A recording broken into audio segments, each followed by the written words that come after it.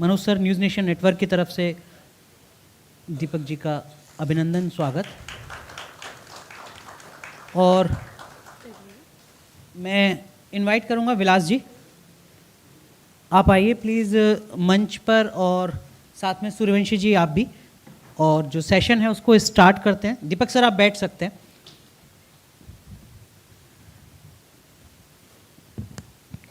Vilas sir, over to you. शिक्षण मंत्री दीपक केसरकर यांचं खूप खूप स्वागत. आणि अजितदादांनी म्हटलं होतं की एक उत्तम प्रवक्ता जे आहेत ते केसरकरांकडून पाहायला मिळालं महाराष्ट्राला. केसरकर साहेब, पहिला प्रश्न असा आहे की या नवीन सरकार आल्यानंतर, एकनाथ शिंदे मुख्यमंत्री झाल्यानंतर 2 वर्षात तुमच्या विभागाने काय केलं आणि इथून पुढे त्या कामाचा काय परिणाम महाराष्ट्रावर असेल, हे एक 3-4 मिनिटात स्पष्ट करावं.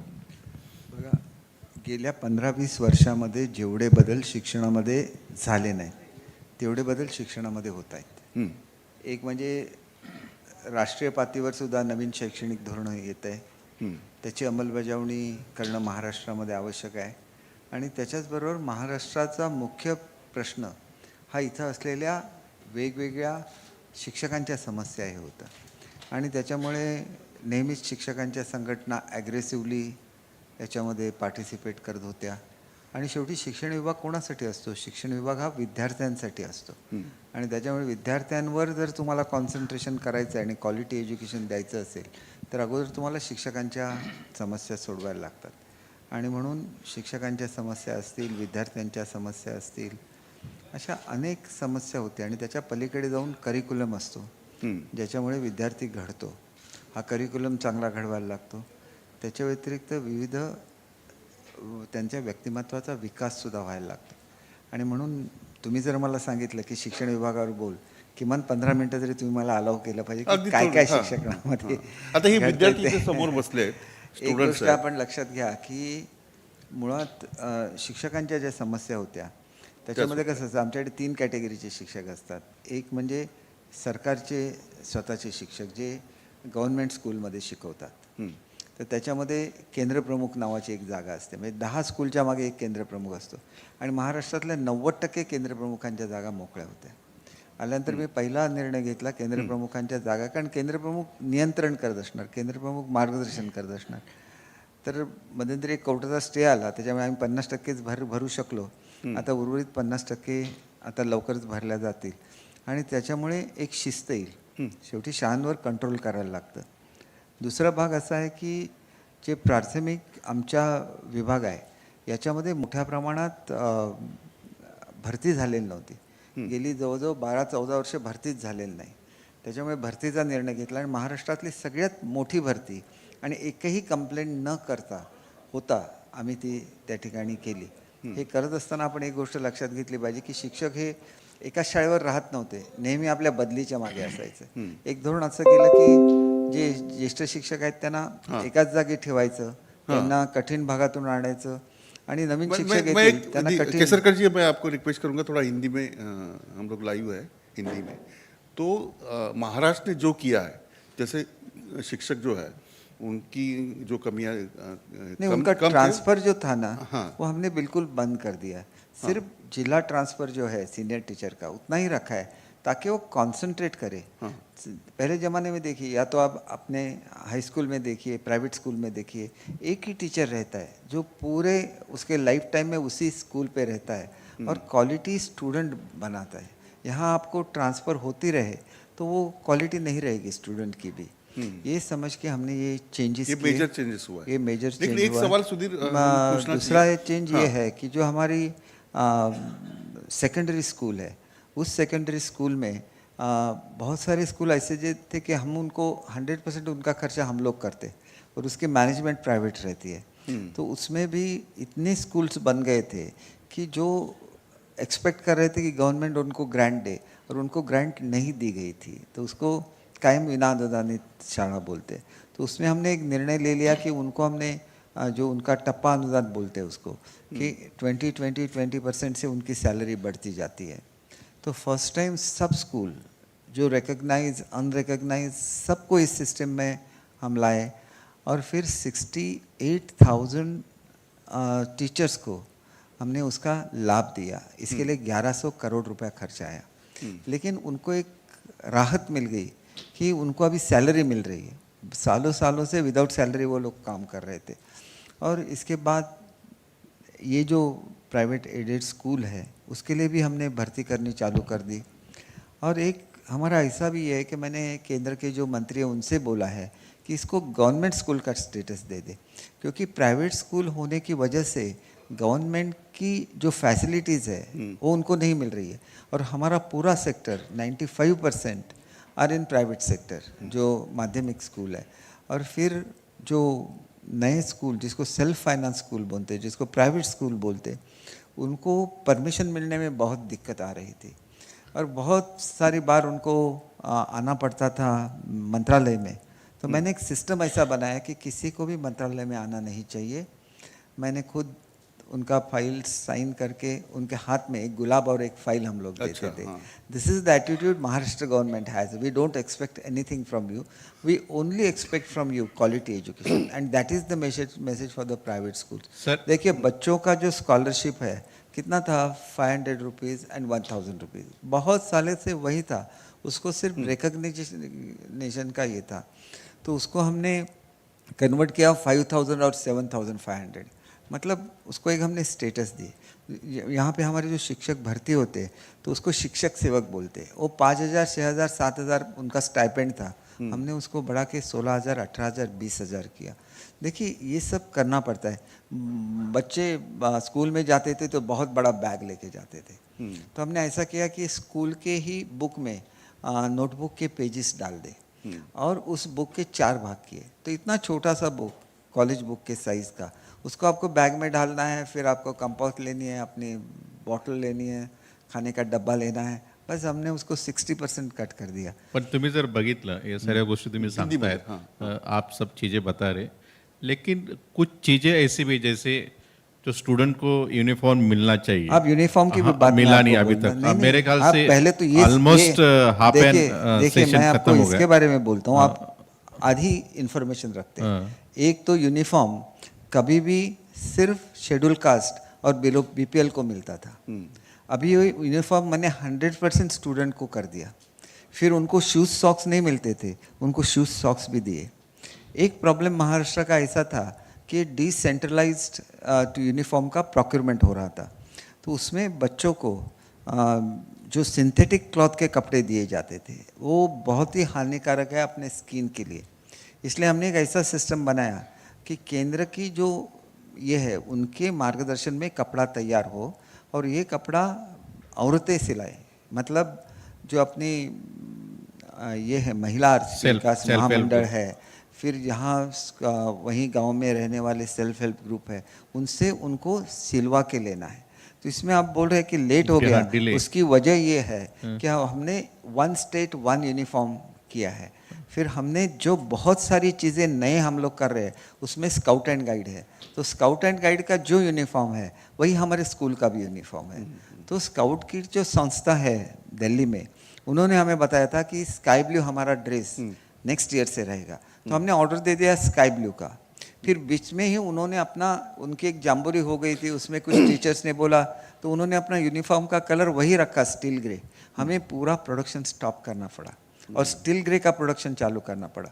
इसलिए हमारे अभी 2 यूनिफॉर्म रहेंगे इस साल, एक स्काई ब्लू रहेगा, एक इस दौरान में यहाँ पे नहीं था, जर्मनी में अपना जो बहुत बड़ा स्कीम चल रहा है एम्प्लॉयमेंट का, उस दौरान मैं जर्मनी में था तो मुझे किसी ने बताया नहीं। आने के बाद मैंने स्काउट गाइड को फ़ोन किया, उनकी 80% मेंबरशिप है ना वो महाराष्ट्र से है। हमने बोल दिया कि आपको जो बोला है वही करना पड़ेगा, नेक्स्ट ईयर से सारे बच्चे स्काई ब्लू ही पहनेंगे। तो इसकी वजह से जो डिले हो गया, और फिर ये पहली बार है जब औरतें ये काम कर रहे हैं, तो उसमें भी तो अभी तक कितने % बच्चों को यूनिफॉर्म मिला है? अब तो मेरे ख्याल से लास्ट मैंने जो रिव्यू किया था उसमें 90% बच्चों को यूनिफॉर्म मिल गया है, 10% बचे। लेकिन अगले 10, और मैं आपको एक चीज़ बोलता हूँ कि जब प्राइवेटली यूनिफॉर्म खरीद रहे थे तो उसका बिल भी हम पे करते थे जब उनके पास यूनिफॉर्म आता था, तो वो भी अगस्त, सितंबर, अक्टूबर से दिसंबर तक आते थे।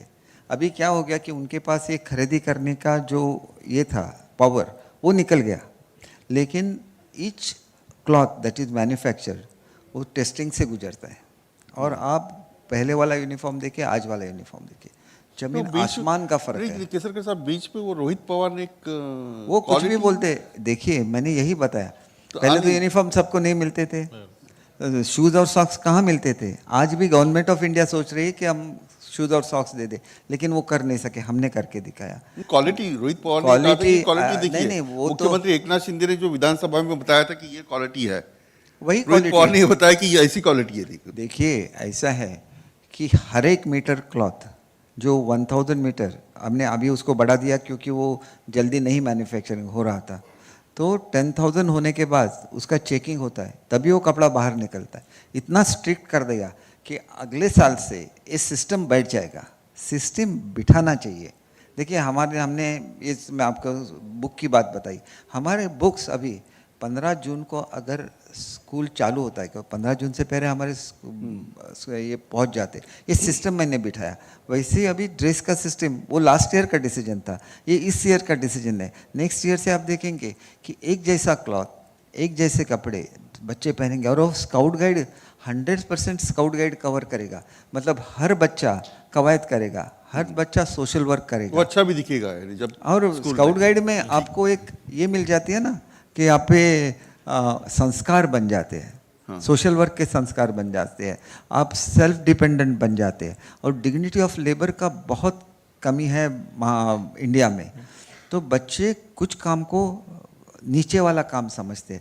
देखिए अगर फॉरेन कंट्री में किसी को छुट्टी मिल जाती है तो वो लॉन कटिंग के लिए निकल जाता है, मैकडोनाल्ड में काम करता है। तो यहाँ पे भी बच्चे कुछ काम करते हैं और उसको खरी कमाई बोलते हैं, तो ये हमने उसमें इंट्रोड्यूस कर दिया। फिर हमने खेती कंपलसरी किया, आज लोग खेती से दूर जा रहे हैं, नेचर से दूर जा रहे हैं, एनवायरनमेंट से दूर जा रहे हैं। आज जो हमारे एग्रीकल्चर यूनिवर्सिटीज़ है उसमें बच्चे एडमिशन कम ले रहे हैं, तो ये सब प्रॉब्लम अगर आएगी, देखिए इतनी बड़ी रिसेशन आ गई वर्ल्ड में, रशिया जैसी महासत्ता का विघटन हुआ लेकिन भारत का नहीं हुआ, क्योंकि हम लोग सेल्फ डिपेंडेंट है रिगार्डिंग आवर फूड। फूड हमारे पास है, उनके पास फूड नहीं था, उन्होंने रोटी की कीमत वही रखी थी। बहुत सारे जो नए निर्णय लिए हैं उसमें हैप्पी सैटरडे कर दिया, हैप्पी सैटरडे में वो स्काउट करेंगे, हैप्पी सैटरडे में वो एग्रीकल्चर करेंगे, हैप्पी सैटरडे में वो अपने पर्सनैलिटी की डेवलपमेंट करेंगे। उसको हम लोग बोलते हैं सेलिब्रिटी स्कूल। जैसे आशा भोसले जी है, कुमार सानो है, तो वो उनके ऐप के थ्रू बच्चे म्यूज़िक सीखेंगे और उसका कंपटीशन होगा। मैं सिर्फ यही बोल रहा हूँ, स्पोर्ट्स में तो बेस्ट पर्सन है, अपने वक्तृत्व में जो बेस्ट पर्सन है वो सेलिब्रिटी है, वो बच्चों को सिखाएगा, उनकी कंपटीशन होगी, और जब बच्चे मुंबई में आएंगी तो वो उस सेलिब्रिटी को मिल सकेंगे। पण सुधीर, आपण थोडंसं देखिए, मराठीत थोडं- बोललं पाहिजे, बघा, म्हणजे एवढं सगळं सांगितलं यांनी, पण केसरकर साहेब, महावाचन उत्सव आहे बघा, हां. कधी वाचनाची चळवळ महाराष्ट्रामध्ये करण्यात आली मला सांगा? एवढ्या वर्षानंतर, म्हणजे ज्या देशामध्ये सगळ्यात जास्त वाचलं जातं त्यांनी जगाला सर्वोत्कृष्ट सायंटिस्ट आणि नोबेल लॉरेट्स दिलेत. आपल्याकडे मुलं मोबाईलकडे वळलेली होती. आपण महावाचन उत्सव नुसताच सुरू केला नाही, त्याच्यामध्ये वर्ल्ड रेकॉर्ड केलं. आणि म्हणून एक गोष्ट लक्षात घेतली पाहिजे, आम्ही काम करतो पण आम्ही पब्लिसिटी करत नाही. आणि बघा आम्ही ज्याला आता तुमचं नवीन सरकार तर education म्हणजे policy किती आहे. कोटी रुपये माध्यमांवर खर्च करतंय. कसल्या माध्यमांवर? मग एवढे आता अहो, आता आमचा- निवडणूक माझा आहे, ऐका, नाही विरोधकांची अशी टीका आहे, नाही आपण विरोधकांची टीका आहे की आपण स्कूल एज्युकेशन बद्दल बोलतोय. स्कूल एज्युकेशनच्या मला जाहिराती दाखवा कुठे आहेत त्या. आम्ही एवढे इनिशिएटिव्ह घेतले, मला जाहिरात दाखवा, मग म्हणून हे तुम्हाला तुम्ही माहिती नाही जाहिरातीत की का आम्ही आणत नेमकं काय नाही? करतो. नाही पण हे हे सगळं बघा, एवढं चांगलं पॉझिटिव्ह काम असेल ते बच्चन- जाहिरातीत आलं पाहिजे ना. अमिताभ बच्चन लाडकी बहीण योजनेची मग एवढी ऐका मोठी ना, पब्लिसिटी होते, महिला- पण विद्यार्थ्यांचं राहणीमान आणि त्यांचं नाही, लेटेस्ट कम्प्लीट वन टॉपिक मी तुम्हाला सांगतो की अमिताभ बच्चन सारखे जे स्टार आहेत, एका जाहिरातीला त्यांचं बजेट कदाचित 10, 20, 25 कोटी रुपये असेल. त्यांनी विद्यार्थ्यांसाठी फ्री ऑफ चार्ज जाहिरात केली महावाचन उत्सवची, कारण त्यांना एक परंपरा आहे, हरिवंशराज बच्चनचे ते चिरंजीव आहेत, त्याच्यामुळे त्यांनी ती फ्री ऑफ चार्ज केली. एक गोष्ट लक्षात घेतली पाहिजे बघा, की आता आमच्याकडे आम्ही जर्मनीचा कार्यक्रम आणला, मुंबईचे पालकमंत्री खूप येऊन गेले ना. याच्यामध्ये मला- एक महत्त्वाचा मुद्दा मिसिंग होऊन जातो. तुम्ही शिक्षण मंत्री आहात, नंतर आपण म्हणतो मराठी विचारांचं, मराठी माणसांचं सरकार महाराष्ट्रात आहे. मी मराठी भाषेचा मंत्री सुद्धा हा आहे ना. मंत्री आहेत तुम्ही, पण मंत्री असताना आपण जर बघितलं की मराठी शाळा आपल्याकडे बंद होत आहेत. दुसरी गोष्ट, जे मुलं इंग्रजी मीडियम किंवा कॉन्व्हेंटमध्ये आहेत, त्यांना धड इंग्रजी येत नाही, धड मराठी येत नाही, धड हिंदीसुद्धा येत नाही. आणि आपल्याकडे 3 लँग्वेज पॉलिसी आहे, साऊथमध्ये 2 लँग्वेज पॉलिसी आहेत. तर याच्यासाठी आपण मध्यंतरी मराठी कंपल्सरी केली होती, नंतर ग्रेडेड सब्जेक्ट केला आता काही स्कूलमध्ये.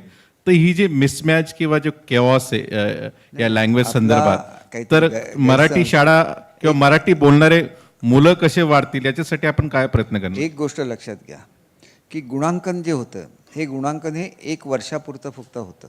का होतं? तर जो मुलगा 9वीमधून 10वीमध्ये गेलेला आहे, 10वीमध्ये त्याला अचानक मराठी कसं समजणार? मग तो 10वीमधलं त्याचं पर्सेंटेज कमी होऊ शकतं. आता आपण 12वीपर्यंत मराठी कंपल्सरी केलं आहे. तर आमची नवीन करिक्युलम पुढच्या वर्षी येतो आहे. मराठीमध्ये आता इंजिनिअरिंग सुरू झालेलं आहे. त्याच्यामुळे जो मुलगा 12वीमध्ये मराठी शिकणार, आणि आम्ही पूर्ण करिक्युलम चेंज केला आहे. CBSEच्या धर्तीवरचा करिक्युलम आता मराठीमध्ये शिकवला जाणार आहे. म्हणजे याच्या पुढच्या काळामध्ये नीटची एक्झाम असून दे, UPSC असून दे, आपली मुलं कुठेही कमी पडणार नाही. महाराष्ट्रामध्ये ही क्रांती घडते.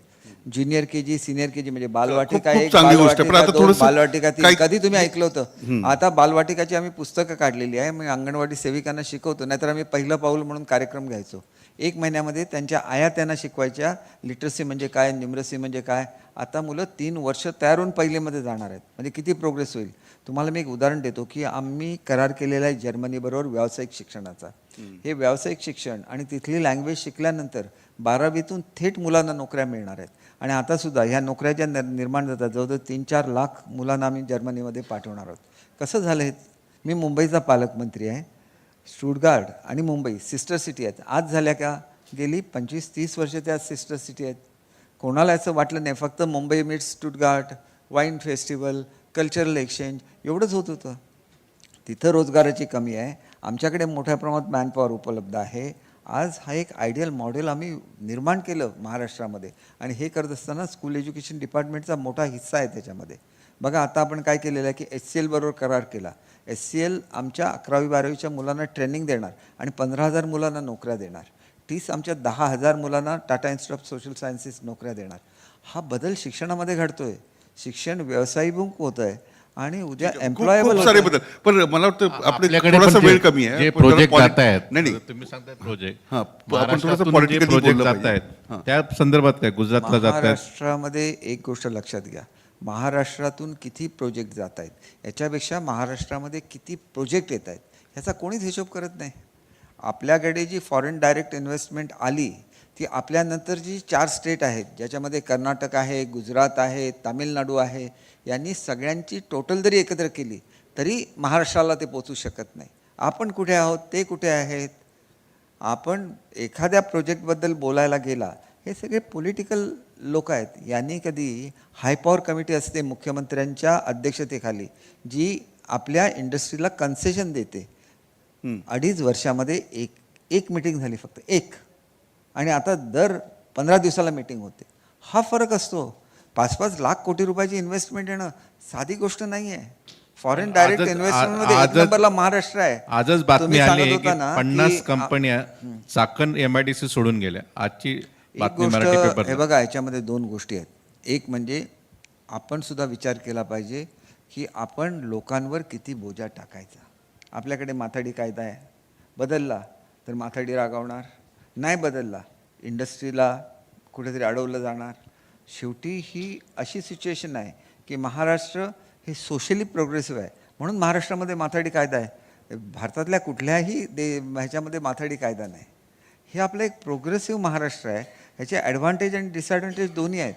आपण ॲग्रिकल्चरला विदाऊट पैसे हे देतो आणि ते क्रॉस सबसिडाईज करताना महाराष्ट्रामधला इंडस्ट्रीजचा रेट वाढतो. म्हणून आता महाराष्ट्र काय करत आहे की आपण सोलारवर जातोय आणि सोलारची पॉवर 2-3 रुपयांनी तयार करून ती 3-4 रुपयामध्ये आपण डोमेस्टिकला किंवा ॲग्रिकल्चरला देतोय, आणि आपली जी मेन पॉवर आहे याचा रेट मग जवळजवळ 3-4 रुपयाने कमी पडेल, आणि त्याच्यावेळेला एकही इंडस्ट्री ही महाराष्ट्राच्या बाहेर जाणार नाही. पण एवढा पॉवरचा रेट जास्त असून सुद्धा लोक महाराष्ट्रामध्ये येणं का प्रिफर म्हणजे करतात? विरोधकांचे आरोप जे आहेत त्याला हे म्हणजे उत्तर असं आहे. कोणी पण एक कम्पेअरच करू माझ्याकडे शकत नाही. हे बोलणारे लोक आहेत ना, मी त्यांना बोलके पोपट म्हणतो, काहीच करू शकत नाहीत, फक्त बोलतात आणि लोकांना वाटतं की हे विद्वान आहेत म्हणून. विद्वान वगैरे काय नाहीत, त्यांना दिलेली खाती बघा, त्याच्यामध्ये त्यांनी केलेलं काम बघा. बघा, शेवटी मला ज्यावेळेला एज्युकेशन दिलं, मी तसा मनातून नाराज होतो, कारण हे माझं फील्ड नव्हतं. आल्यानंतर मी शिकलो काय कमतरता आहे, काय केलं पाहिजे, आणि त्याच्यातून मी जे 15-20 वर्षात घडलं नाही ते मी घडून दाखवलं, आणि ते घडतंय. याच्यापुढे प्रत्येक मूल, आमच्याकडे 2 कोटी मुलं शिकतात, प्रत्येक मुलाचं असेसमेंट हे आर्टिफिशियल इंटेलिजन्सने केलं जाणार आहे. तो गणितामध्ये कच्चा असेल तर त्याच्या गणितावर कॉन्सन्ट्रेशन केलं जाणार आहे. आम्ही एवढ्या लेवलला आता आलेलो आहोत की हे सगळं करत असताना आपल्याला अनेक गोष्टी समजून घेतल्या पाहिजेत, की आपण ॲक्रेडिशन सिस्टम आणतोय आता, स्कूलचं ॲक्रेडिशन, आता पण आपण फक्त कॉलेजचं ॲक्रेडिशन करायचो. आपण एवढ्या लेवलला चाललेलो आहोत ना, यांना काय नाही, ते एखादा जर महिलेकडून युनिफॉर्म करताना चुकला तर तो युनिफॉर्म दाखवणार. अरे तुम्ही त्या महिलेकडे जा, त्याची रिप्लेसमेंट घ्या, ती तुम्हाला देणार ना. महिलेने केलेलं आहे, तुमच्या गावातल्याच महिलेने केलेलं आहे. पण केसरकर तुमचं साहेब, कुठल्या लेवलला तुम्ही आहात, आम्ही कुठल्या लेवलला चाललो, हा फरक आहे साहेब. मला काय सांगायचं, मला कोणावर टीका नाही करायची आहे, परंतु रॉंग पर्स्पेक्टिव्ह किती परसेप्शन तुम्ही क्रिएट करणार महाराष्ट्रामध्ये. आज महाराष्ट्राची पण जी आता प्रगती काल चालू म्हणजे आहे, आता अहो जीएसटी मध्ये बघा, आपण कुठल्या कुठे आहोत. केसरकर साहेब, 2 नंबरचे लोक आपल्या जवळपास पण आहेत. नाही केसरकर साहेब, एक म्हणजे शेवटचा प्रश्न आहे माझा. काल धर्मवीर 2 हा रिलीज झाला आणि त्याच्यावर टीका झाली का हा पिक्चर काय बरोबर आहे, आणि त्याच्यामध्ये दीपक केसरकरांचा एक मेन रोल होता, सगळं सत्ता बदल झाला तो, तर तुमचा रोलच नाहीये. अहो, तो काय झालं म्हणजे तुम्हाला का विसरले हे बघा, चित्रपटामध्ये तो विसर का झाला? तो रोल धर्मवीर 3 वर येणार, ज्याला आम्ही सत्ता स्थापन केली. हा फक्त बंड का झालं हे लोकांना कळलं पाहिजे. पैशासाठी विकला जाणारा मराठी मनुष्य कधीच नाही, कधी नव्हता, कधी नाही. मोडलो तरी वाकणार नाही, याला मराठी माणूस म्हणतो. तो काय पैशासाठी थोडंच जाणार. त्याच्यामध्ये दाखवलं ना, 5 तास आमदार बाहेर उभा आहे, त्याच्याबरोबर मराठवाड्यातला ज्येष्ठ साहित्यिक आहे, त्याची काय अपेक्षा होती की त्याच्या पुस्तकाचं प्रकाशन हे मुख्यमंत्र्यांनी करावं. 5 तास तो आमदार रस्त्यावर उभा आहे. एक आमदार असे आहेत, मी तुम्हाला सांगतो, यांच्यावर का प्रेम करतात एकनाथ शिंदेना. एका याला हार्ट अटॅक आला होता, ताबडतोब त्यांनी त्याला एअरलिफ्ट केलं, इथं आणलं, बरं केलं, पाठवलं. त्याला कधी फोनसुद्धा नाही गेला नेत्यांचा की तुम्ही कसे आहात म्हणून. शेवटी ज्या माणसाने आपला जीव वाचवला त्याच्यासाठी लोक जीव देतात सुद्धा. हे कधीही बघा. आणि हे जे खोटं बोललेले आहेत ना, यांना ह्या पापाची फळं भोगायला लागतील एक दिवशी, कारण ती त्यांची संस्कृती आहे, ती आमची संस्कृती कधीही नव्हती, कधी राहणार नाही आहे. आणि ती महाराष्ट्राची संस्कृती कधी नव्हती. नाहीतर श्रीमंत लोकांनीच राज्य केलं असतं ना महाराष्ट्रावर, पैसे दिले असते, आमदार विकत घेतले आणि श्रीमंत लोकांनी राज्य केलं शिवसेना असतं. म्हणून किती जागा, म्हणजे भाजप तुम्हाला किती जागा देईल? हे बघा, किती जागा मिळतात त्याच्यापेक्षा किती जागा निवडून आणू शकतो किती आम्ही, आणू शकता? याला महत्व आहे. किती आणणार? तुम्ही सगळे सर्वे बघा. आज एकनाथ शिंदे साहेब 1 नंबरला का पोचले? आपल्या हार्डवर्कमुळे पोचले ना. दिवसातले 3-3, 4-4 तास झोपतात ते, फक्त लोकांसाठी ते समर्पित आहेत. रात्री 12 वाजता फोन आला की एका मुलीने आत्महत्या केली. दुसऱ्या दिवशी रिपोर्ट गेला, सकाळी 1ला हायर एज्युकेशन मिनिस्टरला फोन गेला आणि सकाळी 10 वाजता त्याने अनाऊन्समेंट केली की याच्यापुढे मुलींचं शिक्षण मोफत. असं कुठला मुख्यमंत्री जो हे करू शकतो? 50% सवलत आहे ह्यांना जायला. आज केलं का त्यांनी महिलांसाठी? महिलांसाठी जो फिरता निधी असतो, ह्याला आपण जे बचत गट असतात, दुप्पट केला त्यांनी. महिलांचं एक कॅडर असतं, कृषी सखी, पशुसखी, त्या कॅडरचे पगार दुप्पट केले. एक सेन्सिटिव्ह मनुष्य ज्याला गरिबांचं दुःख समजतो, तोच गरिबांसाठी काहीतरी करू शकतो. सीएमचं कौतुक करत असताना केसरकर तुम्ही मध्यंतरी एक स्टेटमेंट केलं, त्यांना सलाईन लागत असते मध्ये मध्ये, काय होतं एक्झॅक्टली? आज बघा, एक गोष्ट लक्षात घ्या, मनुष्याच्या बॉडीला लिमिटेशन आहे. तुम्ही जर रोज 3-3, 4-4 वाजेपर्यंत जागरणं केली तर तुम्हाला शेवटी उपचाराची गरज लागणारच. म्हणजे मला एवढंच सांगायचं आहे की त्यांची प्रकृती कायम चांगली राहो, परंतु सलाईन घेतलं तरी दुसऱ्या दिवशी सकाळी ते कामावर हजर असतात. एवढी कामं करतात, एवढे निर्णय करतात. तुम्ही बघा, महाराष्ट्रातल्या प्रत्येकाला, म्हणजे असं काही नाही का फक्त स्त्रियांना न्याय दिला. महाराष्ट्रामध्ये जे छोटे छोटे सगळे समूह आहेत, प्रत्येकासाठी त्यांनी कॉर्पोरेशन स्थापन केली, त्यांना न्याय दिला. केवढा मोठा ज्वलंत प्रश्न होता मराठा समाजाच्या आरक्षणाचा, 10% टिकणारं आरक्षण दिलं. आमचं कोर्टामध्ये टिकलं आरक्षण. का टिकलं? तर जगातला सर्वात मोठा सर्वे, मला एक मिनिट पूर्ण करू दे. बघा, जगातला सगळ्यात मोठा सर्वे जो 10 लाख लोकांनी केला आणि रेकॉर्ड ब्रेक 21 दिवसामध्ये केला, आणि मराठा समाजाची संख्या त्यांचं आर्थिक संपन्नता सगळ्याचा रिपोर्ट त्याच्यामध्ये आला. त्याच्यामुळे त्याला हे नाही मिळालं. कोर्टाची अपेक्षा काय होती की तुम्ही फुल फ्लेज सर्वे करा आणि तुम्ही जर हे सिद्ध करू शकला की खरोखर त्यांच्यामध्ये आर्थिक सबळ नाही आहेत, तर मग त्यांना आर्थिक सबळ नसलेल्याचं आरक्षण देता येईल आणि ते आरक्षण टिकलं. मग हे कोणी केलं होतं? आजपर्यंत मराठवाड्यामध्ये जे कुणबी लोक राहतात त्यांना हे मिळत नव्हते दाखले. त्यांनी एवढी मोठी मोहीम आखली आणि त्यांना दाखले मिळायला सुरुवात झाली. केवढी मोठी बाब आहे. पण एवढंच मी अगदी थोडक्यात मला उत्तर द्या, माझा वेळ संपलाय. या सगळ्या इमेजचा म्हणजे 1-2 वर्षापूर्वी बंड झालं, तुम्ही तुमच्या भाषेमध्ये ते उठाव आहे आणि एक इमेज तयार झाली की शिवसेना पक्ष फोडणारे ही सगळी लोक आहेत. ती सगळं धूर निघालं या सगळ्या 2 वर्षात. अहो आता विधानसभेला माझं त्याचं ऐका ना साहेब, आज बाळासाहेबांची तत्व शिल्लक आहेत का? उठाव कशासाठी झाला? बाळासाहेबांच्या तत्वासाठी झाला ना. कधी आजपर्यंत सगळे लीडर मातोश्रीवर येत होते ना. पहिल्यांदा मातोश्री दिल्लीच्या दारामध्ये गेली. वस्तुस्थिती आहे ना. कोणालाही हे पसंत नव्हतं. वारंवार सांगितलं आणि आमच्यासारखे जर सॉफ्ट स्पोकन लोक असतात, मी त्यावेळेलाच सांगितलं होतं आपल्या लोकांना परत बोलवूया. काय सांगितलं मला? तुम्ही सुद्धा निघून जा. आता तुम्ही सुद्धा निघून जा असं आपणच सांगायचं आणि निघून गेल्यानंतर गद्दार म्हणायचं, निघून गेल्यानंतर खोके म्हणायचं. कुठला न्याय हा? एक गोष्ट लक्षात घ्या, सत्य हे सत्य असतं. आता सत्य लोकांसमोर आलेलं आहे. मराठी माणसासाठी काय केलं नाही. ज्यांच्याबरोबर तुम्हाला माहिती आहे महाराष्ट्रामध्ये पोलरायझेशन ऑफ वोट झालं, ह्याच्यासाठी फतवे निघाले, मतदान कोणाला गेलं? बाळासाहेबांनी आयुष्यभर ज्यांच्याशी लढा घेतला त्यांची मतं घ्यायची आणि आम्ही अजून आमची ऑर्गनायझेशन जिवंत आहे असं दाखवायचं. कुठला न्याय आहे हा? काँग्रेसबद्दल बाळासाहेबांची मतं तुम्हाला माहिती नाही. खूप खूप आभार. केसरकर, दीपक केसरकर आपल्या सोबत होते आणि त्यांचे विचार आपण ऐकले. मी ओव्हर टू अनुराग यांच्याकडे.